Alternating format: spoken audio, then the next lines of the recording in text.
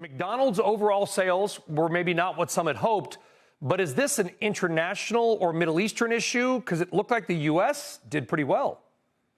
Hey, Brian, you're exactly right. It is really more of a Middle Eastern and European issue, really on the Middle East, where there was a big miss in the international developed license market. That is a market where it's more exposed to developing markets. Middle East really set that market back. It softened about 1,200 basis points on an underlying basis, so big slowdown there. Unclear, obviously, with the resolution when that will improve. But I think most folks were pretty pleased with the U.S. number, better than expected, better than we expected as well, pretty much in line, I'd say, with the published consensus estimates. But the vibe was there was going to be a miss there. So some pushes and pulls in the release. Obviously, the Middle Eastern dynamic, though, is clearly stealing the show in the stock today. You know, stock's up 35% since just before the pandemic hit. So, yeah, down today, but just off of all-time highs. How do we read this from an investor's perspective? They've got a great U.S. playbook, and really the story here is largely U.S. as well as European. On the U.S. side, their scale is really benefiting them through investments and them playing offense in digital as well as value and marketing. And so I continue to see this flywheel working for them very nice in the U.S. It's going to be more back half weighted in terms of where we're seeing the upside, and think of the stock as more likely to outperform the back half of this year. But really like what they're doing in terms of the U.S. playbook that really has worked very, very well for them. In Europe, it's about a third of the profits, so it's a big and key market for them.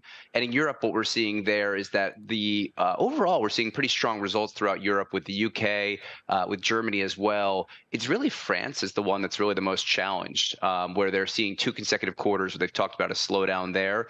They're acting with a sense of urgency to improve it, but just France is obviously a key market for them. It's one of the largest markets in the world, believe it or not, outside of the United States. About 11% of their profits. And so we think that France is going to take some time to improve. But broadly speaking, Europe is holding in very nicely outside of France. Yeah, I mean, McDonald's, you know, obviously it's a restaurant company, but I learned a long time ago, Andrew, that McDonald's is really a rent collector. I mean, is it, I know it's sort of a, quippy thing to say on TV, but it's pretty true, isn't it? I mean, we think of them for their burgers, but this is a rent play.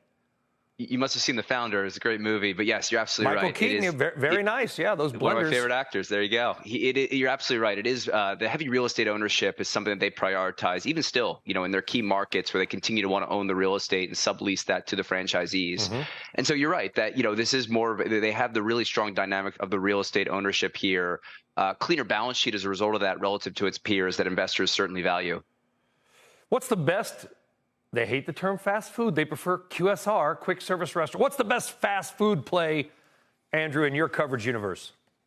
We like QSR right now, the parent company of Burger King. Burger King has lagged over the last few years, had a fantastic 2023.